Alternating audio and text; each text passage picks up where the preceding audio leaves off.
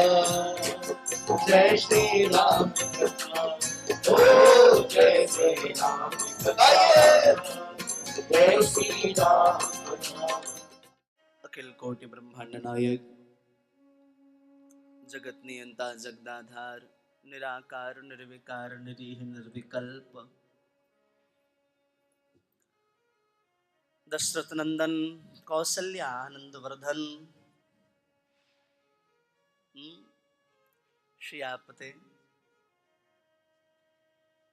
श्री रामचंद्र भगवान की वांगमयी शब्द विग्रह श्रीमद् रामचरितमानस।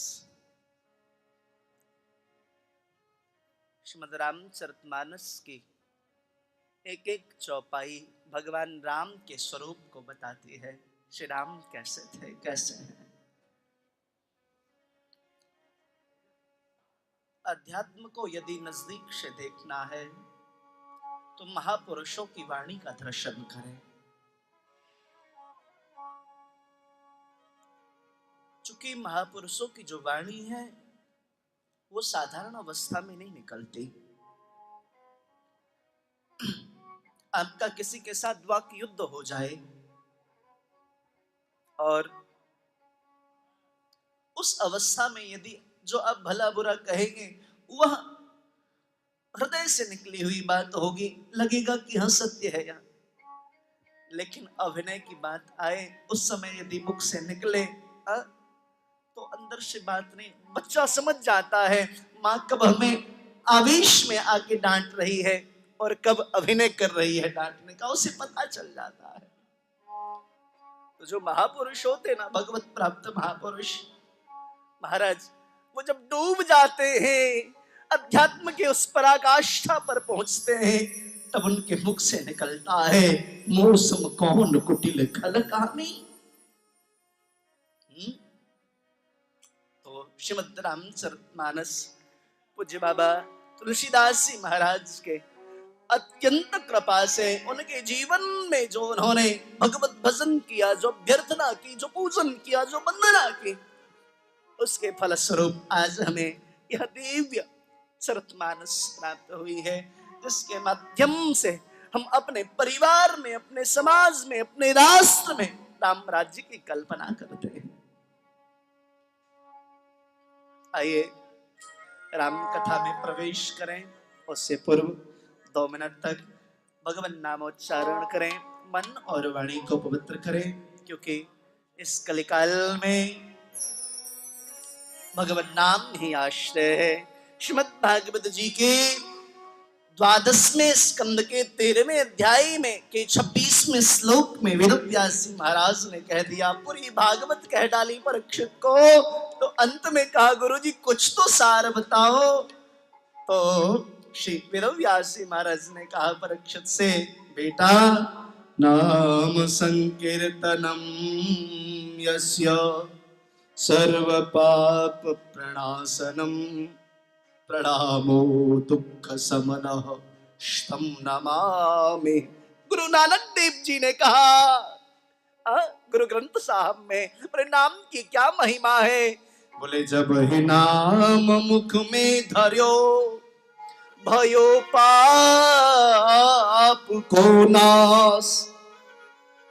ऐसा भी हो सकता है क्या जीव खूब पाप करे और भगवान नाम ले तो वो नष्ट हो जाए, ऐसा संभव है क्या? बोले हाँ संभव है, लेकिन वो शब्द, वो वाणी, वो नाम कैसा हो? बोले जो नाम मीराबाई के मुख से निकला, जो नाम कर्माबाई के मुख से निकला, जो नाम तुकाराम विठल देव विपुल देव के मुख से निकला, ऐसा नाम में महाराज सच्चाई हो। नानक देव जी ने कहा, हरि नाम मुख में धर्यो भयो पाप को नाश। जैसे चिंगारी आग की परी पुराने घास। जैसे चिंगारी आग की परी पुराने घास। बोले भगवान नाम की महिमा क्या है साहब? बोले जैसे चिंगारी आग की परी पुराने घास, एक बड़ा सा ढेर हो घास का सूखा हुआ, उस पे छोटी सी चिंगारी गिर जावे, होए होए। महाराज जीवी विचार भर करणे हमने कथा श्रवण करनी है। सत्यो हृदय वरुध्यते प्रकृत भी शुश्रूषुभिस्तत्क्षणात्। जीव यह विचार कर ले, आज हमने हरिनाम संकीर्तन करना है। पूज्यपाद श्री चैतन्य महाप्रभु के तरीके से हरे कृष्णा कृष्ण कृष्ण हरे हरे, हरे राम नयनम पुलकित अश्रु गद गदया गिरा, वचनम गद गद रुद्धया गिरा, पुलकैर निश्चितम बपुः कदा तब नाम ग्रहणे भविष्यति। तो महाराज वह हमारे जीवन के समस्त पाप ताप और संताप को नष्ट कर देती है। मैंने मेरे गुरुदेव से एक बार पूछा, गुरुजी इस जगत में सबसे कठिन कार्य क्या है? सबसे कठिन कार्य क्या है? उन्होंने अगले ही पंक्ति में एक झटके में कहा, बेटा सत्य बताओ। मैंने कहा गुरुजी। बोले बेटा इस संसार में सबसे कठिन कार्य है भगवान नाम लेना और बैठ करके माला करना। जगत के सारे कार्य हमसे हो जाते हैं, लेकिन भगवान नाम, भगवत भजन, भगवत आराधना संभव नहीं होती। जब ही बैठते हैं संसार की बातें याद आती हैं साहब। तो आइए मन और वाणी को पवित्र करने हेतु तो कुछ क्षणों तक भगवान नाम का आश्रय लें। मन वाणी पवित्र नहीं होगी तो कथा में रस नहीं आवेगा। इसलिए बड़े भाव के साथ, तन्मयता के साथ डूब करके, फॉर्मेलिटी नहीं करनी है, एक बार उतर के भाव से बोलिए श्री राम जय राम जय जय राम। श्रीमद् हनुमान जी महाराज की जय। जय जय सीताराम जय जय राधे। नमः पार्वती पतये हर हर महादेव।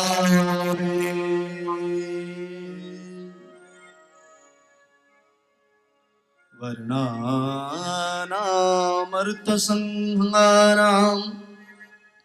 रसानां छन्दसामपि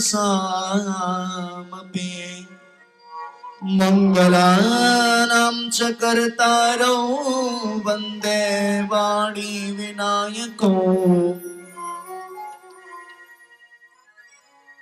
सर्वप्रथम प्रातस्मरणीय अर्चनीय वंदनीय पूज्यपाद श्रद्धे सद्गुरुदेव भगवान के श्री शरण कमलों में जन जन महापुरुषों की कृपा से, जन जन गुरुजनों की कृपा से, जन जन वैष्णवों की कृपा से यह अधम बाड़ी आज भगवत गुणानुवाद करने योग्य हो पाई है। उन समस्त वैष्णव महापुरुषों के श्री चरणों में हृदय की गहराइयों से अभिनंदन वंदन करते हुए मंच पर विराजमान हमारे दक्षिण पार्श्व में समस्त आचार्य एवं वैदिक ब्राह्मण वृंद, वाम पार्श्व में शारदा के वरदपुत्र हमारे समस्त संकीर्तज्ञ वृंद, दूर दूर से पधारे हुए श्रीमद् रामचरितमानस राम कथा मंदाकिनी में गोता लगाने के लिए पधारे हुए श्री राम कथा के रसिक श्रोता वृंद, सीता अनुसुईया मदालसा के चरित्रों का अनुगमन करने वाले हमारी माताएं एवं बहनें और इस देश के भावी कर्णधार प्यारे नन्हे मुन्ने बाल गोपालों, और सबसे अंत में जिनके पुरुषार्थ एवं पराक्रम से यह दिव्य और भव्य ज्ञान यज्ञ आयोजित हो सका है, हमारे श्याम कृपा मंडल के समस्त अधिकारी पदाधिकारी वृंद, इन सब के मूल में हमारे परम आत्मीय, कल जन से पहली बार मिलना हुआ, मिल करके ऐसा लगा न जाने कब से हमारा इनका अटूट संबंध है।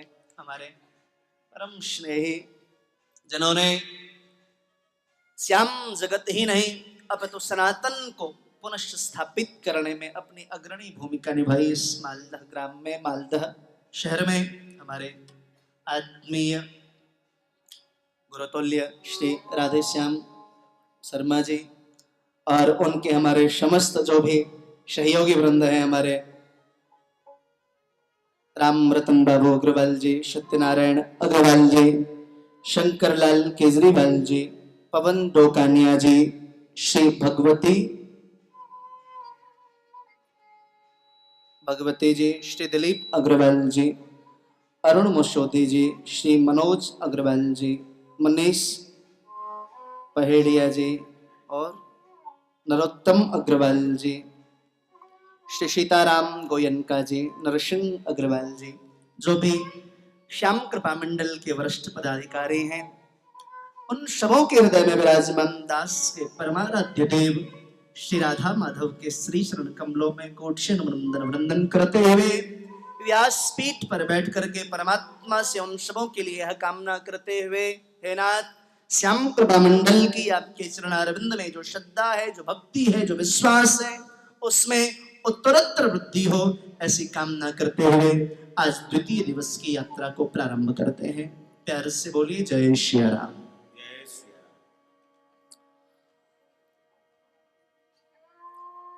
बड़ी पावन कथा चल रही है। कथा जीव के व्यथा को मिटाती है, जीव के समस्त कलमसों को नष्ट करती है कथा। तुलसीदास जी महाराज ने जन जन तक श्री राम कथा पहुंचे, इसके लिए दिव्य सरल वाणी में इस कथा को गाया है। प्रारंभ में 7 श्लोक में महाराज 9 देवी देवताओं की वंदना की। प्रथम 2 श्लोक में भगवती सरस्वती की और भगवान गणेश जी की वंदना की है। द्वितीय श्लोक में महाराज भवानी शंकरो वंदे श्रद्धा विश्वास रूपिणो याभ्याम विना न पश्यन्ति शुद्धा स्वांतस्थमीश्वरम। महाराज भगवान भोलेनाथ और भगवती पराम्बा को नमन किया है। क्यों? बोले महाराज भगवान भोलेनाथ की बड़ी असीम अनुकंपा रही है बाबा तुलसीदास जी के ऊपर। श्रद्धा विश्वास स्वरूप जो भगवान भोलेनाथ माता भवानी है, उनको प्रणाम निवेदित किया। भगवान भोलेनाथ महाराज विश्वास के स्वरूप है और भगवती पराम्बा श्रद्धा स्वरूपा है। देखो, इसलिए कथा यहाँ कौन गा रहा है? विश्वास। श्रवण कौन कर रहा है? बोले श्रद्धा। बोले जब विश्वास गाएगा, श्रद्धा श्रवण करेगी, तो गणपति अर्थात ज्ञान का प्रादुर्भाव होता है। महाराज श्रद्धा और विश्वास का जब मिलन होता है, एकीकरण होता है, श्रद्धा और विश्वास में अन्योन्याश्रय संबंध है साहब। दोनों एक दूसरे के पूरक हैं। जब दोनों मिलते हैं तो ज्ञान का प्रादुर्भाव होता है। ऐसा हमारे जीवन में नहीं हो सकता क्या? हम विश्वास, हमारे जो जीवन को आगे बढ़ा रही है, वह श्रद्धा बने, ऐसी स्थिति नहीं आ सकती? जरूर आ सकती है। इसके लिए संतों के चरणारविंद का आश्रय धारण करना होगा। जो भगवत चरणारविंद से प्रीति करने वाले हैं, उनकी शरण को ग्रहण करना होगा। राधा वल्लभ लाल के प्राकट्य करता श्री हरिवंशचंद्र महाप्रभु, आपने 365 श्लोक में श्री राधा सुधा निधि की व्याख्या की है। आप में से बहुत वैष्णव हैं जो जानते होंगे इस बात को। राधा सुधा निधि के 365वें श्लोक में मानो साक्षात श्री जी प्रकट हो गई हो और उन्होंने निवेदन किया हो, महाप्रभु आपकी क्या अभ्यर्थना है, क्या कामना है, बताइए, मैं उसे पूरी किए देती हूँ।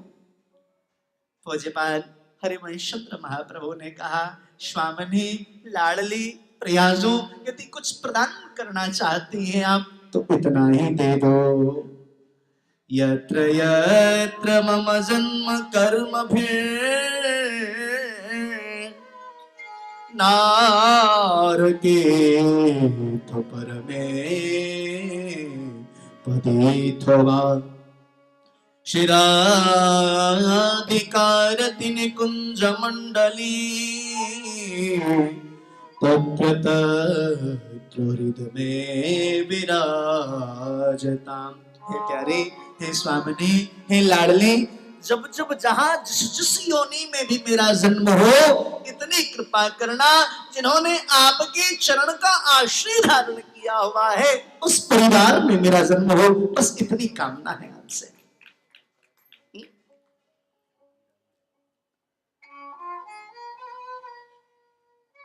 महाराज, श्रद्धा विश्वास रूपिणो याभ्याम बिना न पश्यन्ति श्रद्धा शांतस्त्वमीश्वरम। भगवान भोलेनाथ और भगवती भवानी को प्रणाम निवेदित किया। सकाम भक्ति करनी है, ध्यान दीजिए।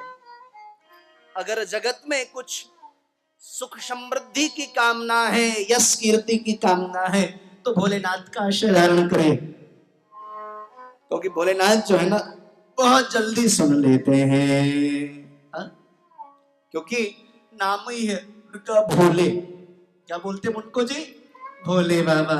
इसलिए हमारे भगवान राम को बहुत प्रिय है भोले बाबा। भगवान श्री राम को भोले बाबा बहुत प्रिय है। श्रीमद् रामचरितमानस में पूज्य राघवेंद्र सरकार ने भगवान भोलेनाथ के लिए कहा है। हनुमान जी ने पूछा, सरकार एक निवेदन करना था। बोले क्या? बोले यह बताइए, आप इस जगत में सर्वाधिक प्रेम किसको करते हैं? भगवान घबरा गए, क्या बोलूं? धर्म संकट में है। सामने जानकी बैठी थी, बगल में लक्ष्मण जी बैठे थे और एक बगल में महाराज हनुमान जी बैठ करके पूछ रहे, अब धर्म संकट में किसको क्या कहा जाए? महाराज भगवान राम ने एक ही बात कही, सत्य बताओ हनुमान, मुझे सर्वाधिक प्रिय कौन है? बोले कौन? भगवान भोलेनाथ से भगवान राघवेंद्र सरकार ने हनुमान जी से कहा, को नहीं शिव को नहीं प्रिय समान प्रिय मोरे। को नहीं शिव समान प्रिय मोरे। को नहीं शिव समान प्रिय मोरे। को नहीं शिव समान प्रिय मोरे। को नहीं शिव समान प्रिय मोरे। को नहीं शिव समान प्रिय मोरे। को नहीं शिव समान प्रिय मोरे।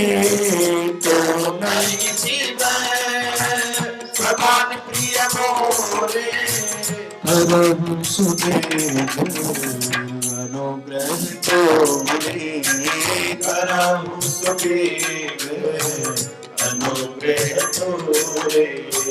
हरहु सुदेव अनुग्रह तोरे। करहु सुदेव अनुग्रह तोरे। मुझे सर्वाधिक प्रिय भगवान भोलेनाथ है। क्यों? क्योंकि वो भोले हैं। देखो, अब ये बात तो समझ में आ गई होगी कि भगवान को प्रिय कौन है, लेकिन फिर भी इस जगत में कोई भोला बाला मिल जाए तो सबसे पहले हम उसको लूटने की सोचते हैं, है ना जी? भोला है, जल्दी बात में आ जाएगा। कुछ लोग तो बहुत परेशान होते हैं घर में, बोले महाराज जी और सब तो बढ़िया है, पर ये आपका जो ये लाला है ना, हमारा पुत्र महाराज बड़ा भोला है, ऐसा आशीर्वाद दीजिए ना इसकी बुद्धि तीक्ष्ण हो जाए। सही कह रहा हूं ना? हमारे कारोबार को कैसे संभालेगा, ये बहुत परेशान है इससे। उनका क्यों? बोले भोला है। देखो, यदि आपके घर में भी कोई भोला आ जाए तो घबराना नहीं। क्यों? क्योंकि जिसकी बुद्धि मंद है वो मेरे ठाकुर को पसंद है, वही मेरे गोविंद को पसंद है। महाराज तृतीय श्लोक में गुरुदेव को प्रणाम निवेदित किया। वंदे बोधमयं नित्यं गुरुं शंकररूपिणं यमाश्रितो हि वक्रोऽपि चंद्रः सर्वत्र वन्द्यते। पहले के श्लोक में भगवती महाराज सरस्वती और गणेश जी को प्रणाम निवेदित किया। द्वितीय श्लोक में भोलेनाथ भगवती पराम्बा को प्रणाम निवेदित किया। तृतीय श्लोक में सिर्फ एक पूज्य गुरुदेव को प्रणाम किया, चौथे श्लोक में कवीश्वर कपीश्वरो। हाँ? महाराज कवीश्वर कौन है? कपीश्वर तो सब जानते होंगे। कपीश्वर कौन है जी? श्री हनुमान जी महाराज। और कवीश्वर हाँ? कविकुल चूड़ामणि पूज्यपाद ब्रह्मर्षि वाल्मीकि जी महाराज, आप कवीश्वर है। भगवान राम का प्रादुर्भाव बाद में हुआ। रामचरित्र उन्होंने पहले ही लिख दे, रामचरित्र उन्होंने पहले ही लिख दे। हालांकि कवीश्वर में और कपीश्वर में थोड़ा सा मतभेद है, हनुमान जी में और श्री वाल्मीकि जी महाराज में थोड़ा सा मतभेद है। एक चरित्र कथा आती है, महाराज श्री वाल्मीकि जी ने ऐसा लिखा, राम रावण का जब युद्ध चल रहा था, भगवान राम का और रावण के साथ युद्ध चल रहा था, तो वाल्मीकि जी ने लिखा कि युद्ध करते करते राघवेंद्र सरकार रावण के समीप पहुंच गए। इतने समीप पहुंच गए कि बाण के ऊपर प्रत्यंचा चढ़ाने में उनको दिक्कत होने लगी, तो श्री राघवेंद्र सरकार ने एक कदम पीछे हटाया। राघवेंद्र सरकार ने एक कदम पीछे खींच लिया। महाराज हनुमान जी को बड़ा क्रोध आया, बाबा ये आपने कैसे लिख दिया कि मेरे राघवेंद्र सरकार ने एक कदम पीछे हटा लिया? वो एक कदम पीछे हटा ही नहीं सकते। सेवक कभी यह स्वीकार कर ही नहीं सकता कि मेरा स्वामी पीछे हट जावे युद्ध से, कभी वो विचार ही नहीं कर सकता। और हनुमान जी महाराज कौन है साहब? सेवक हैं। महाराज बहुत युद्ध छिड़ गया, हनुमान जी इस बात को स्वीकार करने के लिए तैयार नहीं, और कवीश्वर श्री वाल्मीकि जी इस बात को हटाने के लिए तैयार नहीं, बोले यह बात सत्य है। दोनों की लड़ाई भगवान राम के पास में पहुंची, दोनों की लड़ाई भगवान राम के पास में पहुंची। बोले नाथ एक बात निवेदन करना था। बोले क्या? बोले क्या? बोले ये मैं जब युद्ध चल रहा था तो मैं आपके साथ था, मैंने नहीं देखा कि अपने एक कदम पीछे खींचा हो, लेकिन महाराज महर्षि वाल्मीकि ने ऐसा लिख दिया, हमें इनकी बात ये पचती नहीं।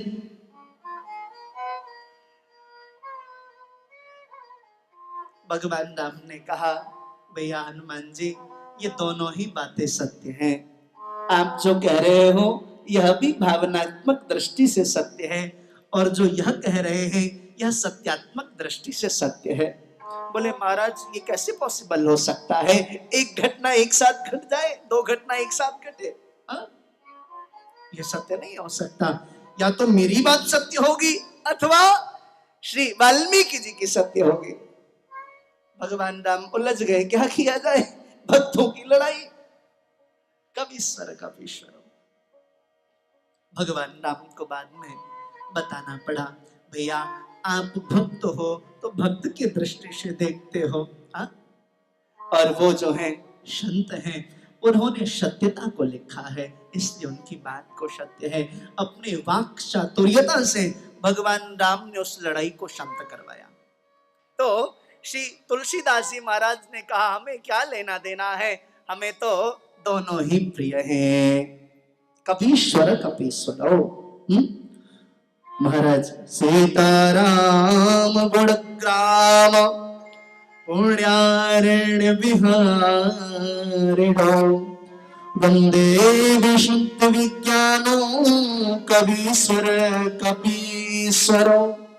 देखिए चौथे श्लोक में भी कवीश्वर और कपीश्वर हनुमान जी और वाल्मीकि जी की वंदना की।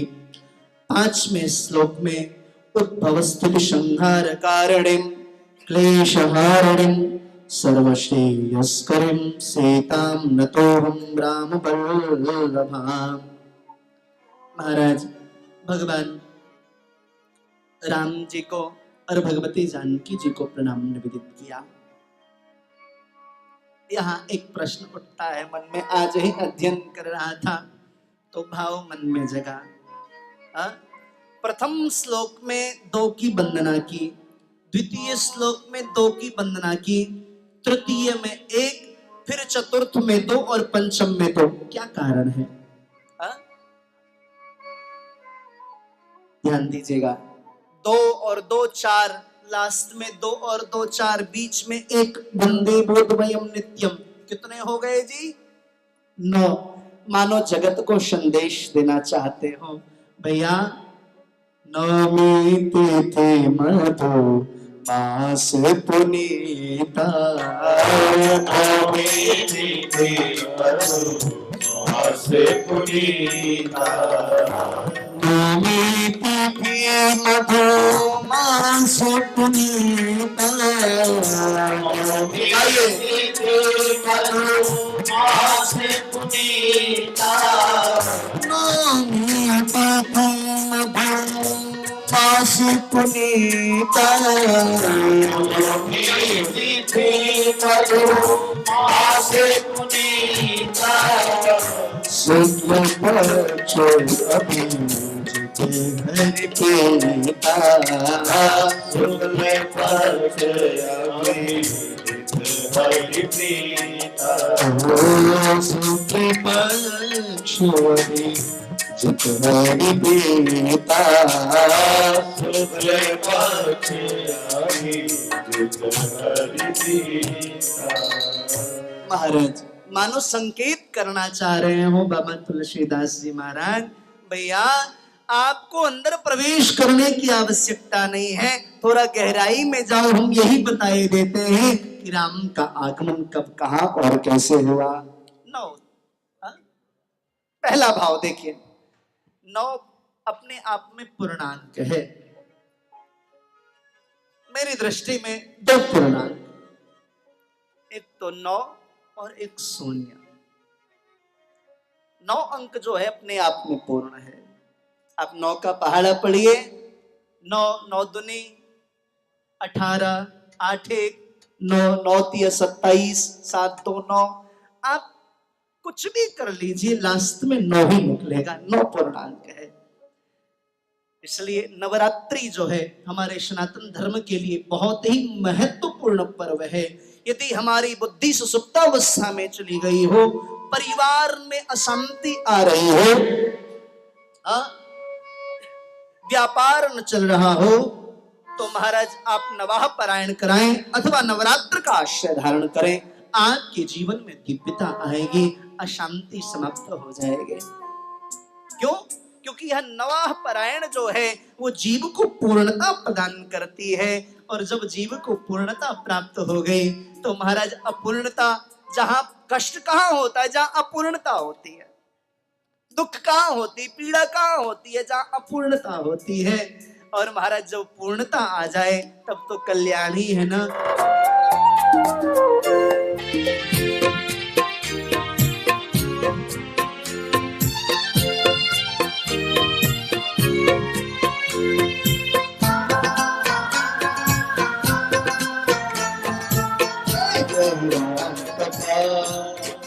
जय श्री राम कथा, ओ जय श्री राम कथा, जय श्री राम